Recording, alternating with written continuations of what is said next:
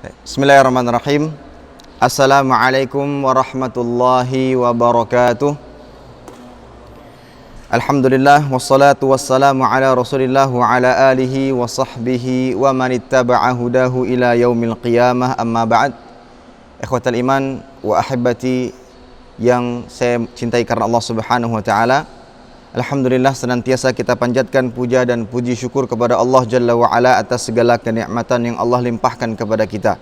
Salat dan salam senantiasa kita haturkan kepada junjungan kita Nabi Muhammad sallallahu alaihi wasallam beserta kerabat beliau, para sahabat dan orang-orang yang senantiasa terus-menerus berada di jalannya sampai hari kiamat kelak. Ikhwatal iman, a'azanillahu wa iyyakum jami'an.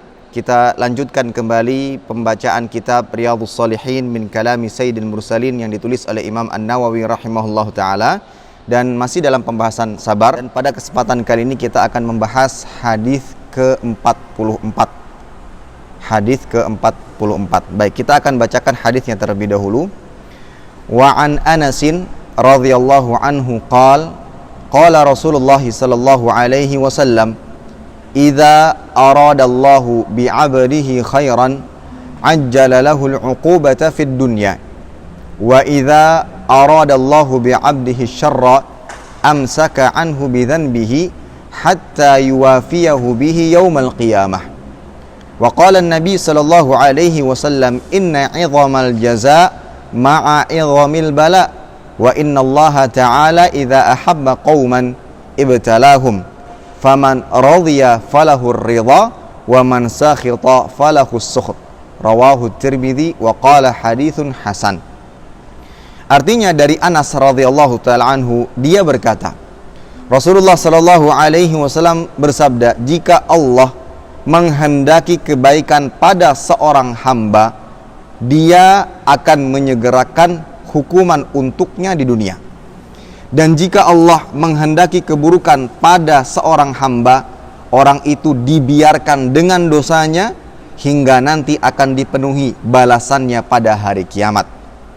Dan Nabi SAW juga bersabda dalam riwayat Anas, sesungguhnya besarnya balasan atau pahala itu sesuai dengan besarnya bala atau cobaan yang menimpa.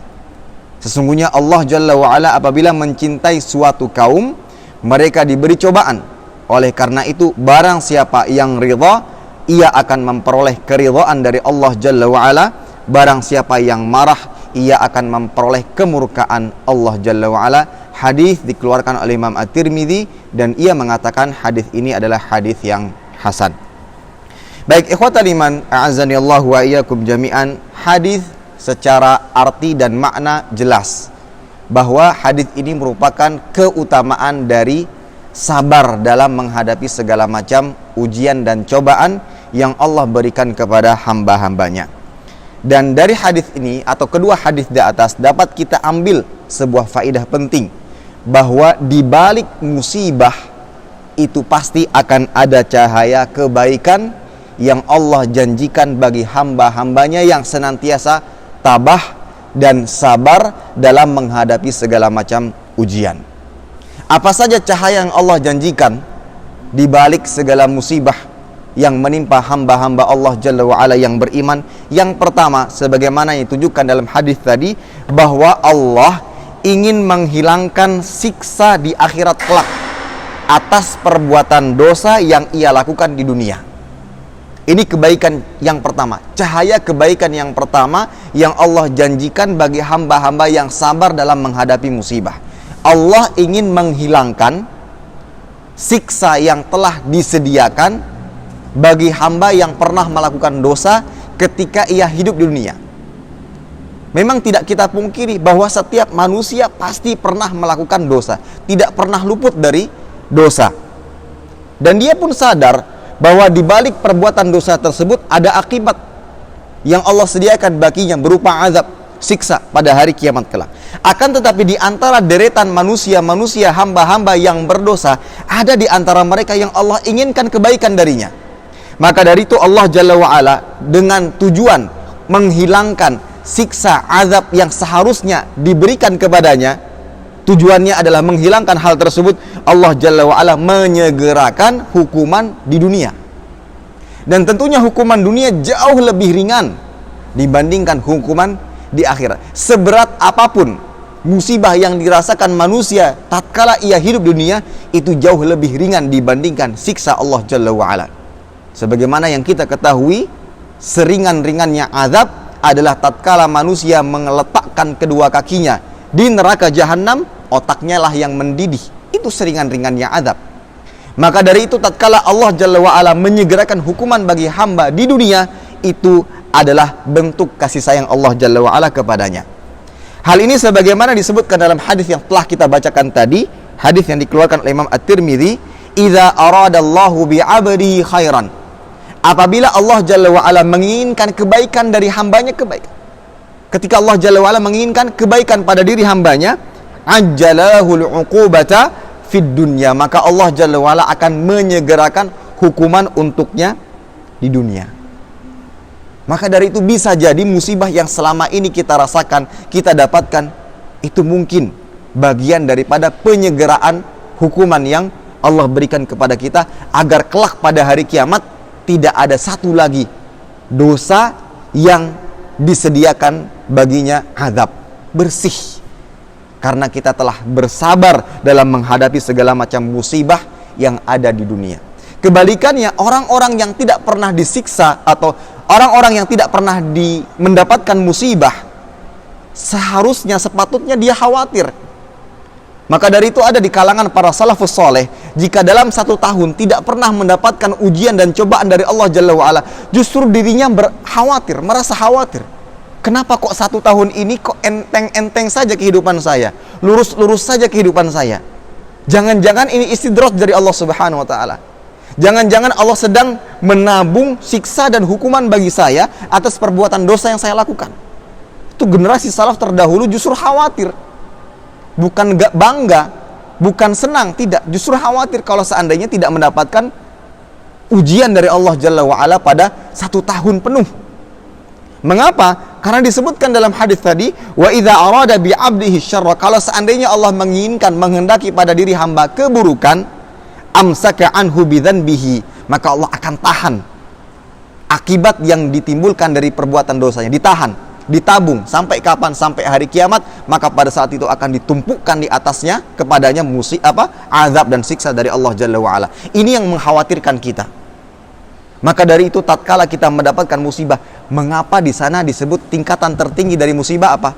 Bersyukur. Kenapa? Karena ini mudah-mudahan dengan musibah ini adalah penyegeraan hukuman dari Allah Jalla wa'ala, yang pada akhirnya kelak pada hari kiamat bersih, tidak ada lagi yang tersisa.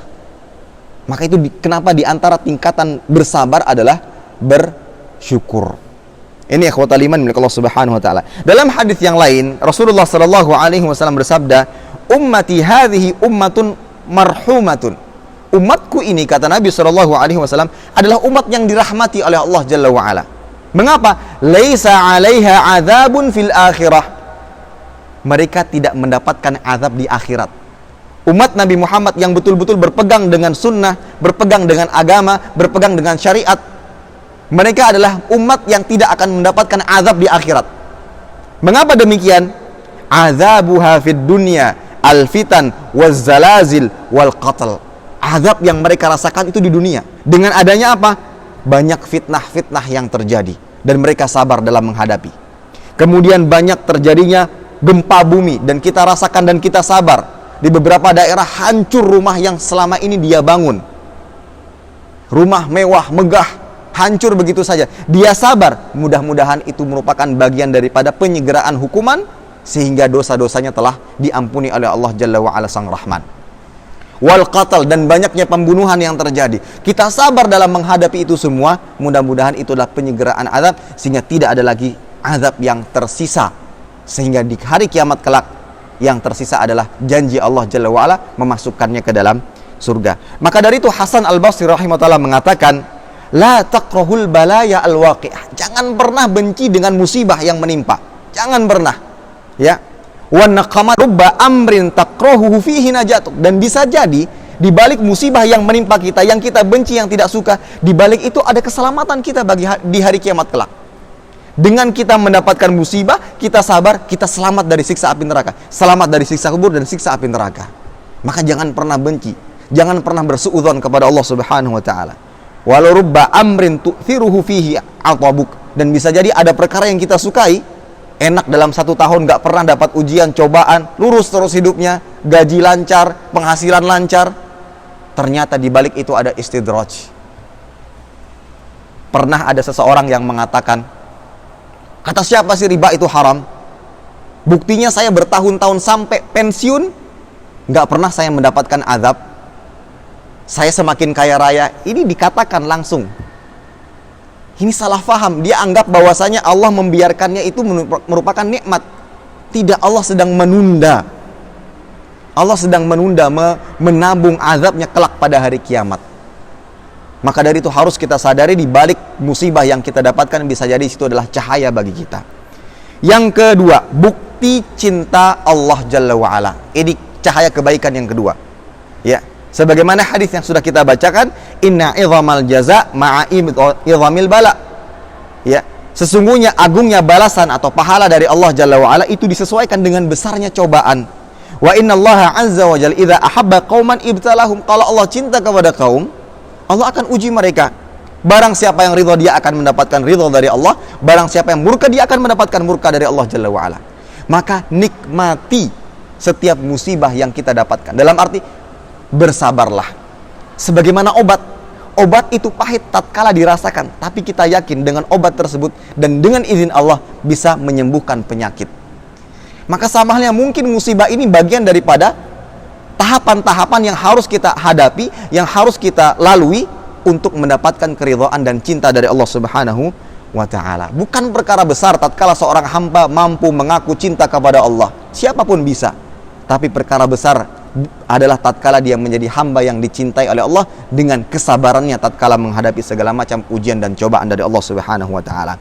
Baik, cahaya kebaikan yang ketiga adalah mendapatkan pahala. Jelas dalilnya, Allah Ta'ala berfirman dalam surat Az-Zumar ayat ke-10, innama yuwaffas sabiruna ajrahum bighairi hisab. Sebagaimana telah disampaikan di pertemuan-pertemuan sebelumnya, sungguhnya balasan pahala bagi orang-orang yang sabar adalah pahala tanpa batas. Dan yang keempat, cahaya kebaikan yang keempat akan diampuni dosa, sebagaimana yang telah disebutkan juga, ya, sebagaimana Nabi SAW bersabda dalam hadis yang dikeluarkan Imam Bukhari dan Muslim, ma yusibul muslim min nasabin wala wasabin wala hammin wala huznin wala adha wala ghammin hatta syaukah yushakuha illa kafarallahu biha min khataya. Tidaklah suatu kelelahan, lelah saja, capek kerja nih, intan ilmu, capek misalkan, kita sabar, dapat pahala, diampuni dosa. Rasa sakit yang kita rasakan, gundah gulana, banyak masalah, gundah gulana, pusing segala macam, banyaknya tuntutan pekerjaan, kita sabar menghadapi itu, dapat pahala, diampuni dosa. Ya. Wala husnin, kesedihan yang kita rasakan, wala azan, gangguan dari orang lain. Bahkan tusukan duri sekalipun kita berjalan, tertusuk duri kecil, mungkin akan menyakitkan, walaupun sebentar. Kita sabar, tidak mengumpat, tidak mengeluarkan kata-kata yang mendatangkan murka, kita mendapatkan pahala dan diampuni dosa. Ini cahaya kebaikan di balik musibah yang didapatkan. Maka dari itu ada ungkapan seorang penyair yang mengatakan, as-sabru mithlu ismihi murrun madhaqatuhu walakin awaqibuhu ahla minal asal. Sabar itu memang seperti namanya, pahit memang, pahit, sakit untuk dirasakan. Tatkala kita mendapatkan musibah yang mungkin bertubi-tubi, sakit memang. Akan tapi awaqibuhu, akibatnya, hasilnya ahla minal asal, itu jauh lebih manis daripada madu. Ini perkataan yang amat luar biasa yang hanya bisa dirasakan oleh orang-orang yang betul-betul memahami dan mengetahui cahaya-cahaya kebaikan di balik segala macam ujian dan cobaan. Maka dari itu, siapapun di antara kita yang saat ini mendapatkan musibah, mendapatkan ujian dan cobaan, maka tetaplah berhusnuzon kepada Allah Subhanahu wa ta'ala. Mudah-mudahan kita termasuk yang diinginkan kebaikan darinya. Sebagaimana Nabi SAW bersabda, may yuridillahu bihi khairan yusibhu minhu. Barang siapa yang Allah inginkan kebaikan darinya, Allah akan uji. Kalau seandainya dia awalnya adalah orang yang taat, Kok saya diuji? Kok saya dapat musibah? Pada saat itu Allah ingin mengangkat derajatnya. Kalau seandainya sebelumnya adalah pelaku maksiat, dosa, bertubi-tubi, sering dia melakukan dosa, mudah-mudahan dari situ Allah Jalla wa'ala menginginkan taubat darinya. Maka dari itu Nabi SAW bersabda, ya, la yatamannayanna ahadukumul maut. Janganlah salah seorang di antara kalian mengharapkan kematian dengan sebab musibah yang dapatkan. Imma muhsinan fala'allahu an yazdada khairan wa imma musian fala'allahu ayasta'tib. Kalau seandainya sebelumnya dia adalah orang yang baik, orang yang taat, itu Allah Subhanahu wa taala ingin mengangkat derajatnya. Kalau sebelumnya dia ada pelaku dosa dan maksiat, mudah-mudahan ia ingat kepada Allah taala dan bertaubat. Itulah kebaikan-kebaikan yang bisa didapatkan dari segala macam musibah dan ujian. Dan memang kehidupan manusia tidak akan lepas dari segala macam ujian. Maka kita bersabar. Maka kita senantiasa bersabar. Baik sabar dalam menjalankan ketaatan, sabar dalam musibah yang kita tidak sukai, dan sabar atas gangguan-gangguan orang-orang yang mungkin dengki, benci dengan apa yang kita lakukan saat ini. Wallahu ta'ala alam bisawab. Demikian kiranya bisa saya sampaikan. Mudah-mudahan bermanfaat. Kurang dan lebihnya mohon maaf. Kita tutup dengan doa kafaratul majelis. Subhanakallahumma bihamdika asyhadu an la ilaha illa anta astaghfiruka wa atubu ilaik. Assalamualaikum warahmatullahi wabarakatuh.